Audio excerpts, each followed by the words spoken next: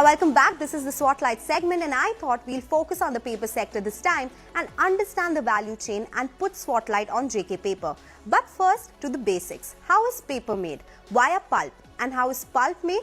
Via cotton fiber, wood fiber, etc. So if we look at the value chain, wood, logs, chips, they are processed at pulp mills, which can be mechanical pulp mills or chemical pulp mills, which is then sold to paperboard mill, and then you get various kinds of paper there. So when it comes to JK Paper, it is an integrated paper manufacturer and has products like office and copier paper with 28% market share. There's coated paper with 10% market share. There's writing and printing paper as well. You have packaging board with 19% market share, some of the products.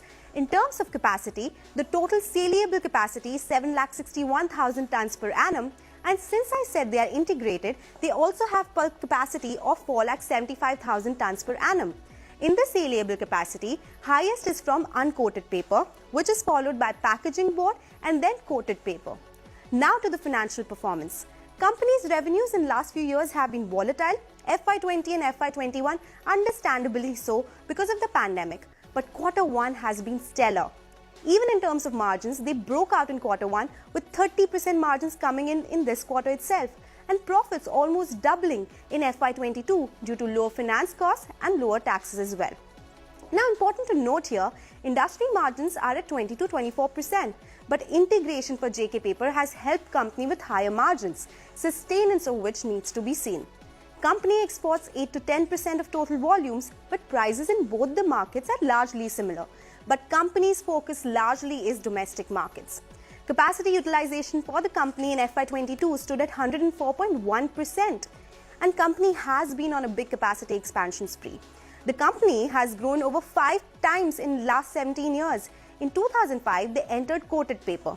In 2007, they entered the packaging board segment. In 2013, they expanded to uncoated paper capacity. And in 2018, they had acquired Sirpur paper plant. And that's why that big jump in capacity in 2020. Then they saw expansion in packaging board capacity, taking it to 761,000 tons per annum. With this also came need for more debt. But then now, most capex has been done and company has been able to reduce debt from higher levels. Now it is around 1,000 crore rupees. What are the triggers going forward? The company in its own admission says the packaging board demand is very strong, and except for coated paper, imports for other categories are very small. So demand should remain intact, and that they are booked in terms of volumes for the entire year. On balance sheet, they expect to reduce debt by 300 to 325 crore rupees every year. The company does not expect price correction and no major rise in input costs, and since no additional capacity is coming in the industry as well in the near term, prices according to the company should remain firm. However, it is a cyclical sector when it comes to product pricing.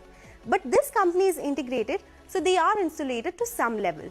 The industry as a whole does not have formal contracted volumes, so that is a bit of a risk, and 50 to 60% of quoted volumes are imported, so that could be an issue as well.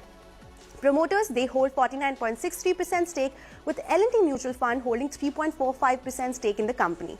The stock, even after this sharp run-up, is very cheap at 10 times FY23 forward earnings.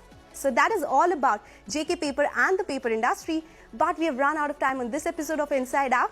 It's a goodbye from Nigel and I. But do write to us and tell us the companies you want us to discuss and you want to hear about, and we'll feature these on our show. Thanks a lot for watching.